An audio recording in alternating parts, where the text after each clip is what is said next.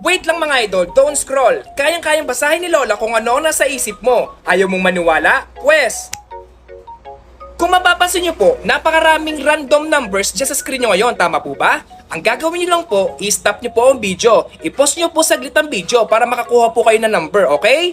At i-comment nyo na po sa comment section kung ano pong number na nakuha nyo para hindi nyo makalimutan. Okay na po? Nakakuha ka na? Pagkatapos, hanapin nyo daw po dito ang number nyo at tandaan kung ano po ang pagkain ang naka-indicate dito, okay?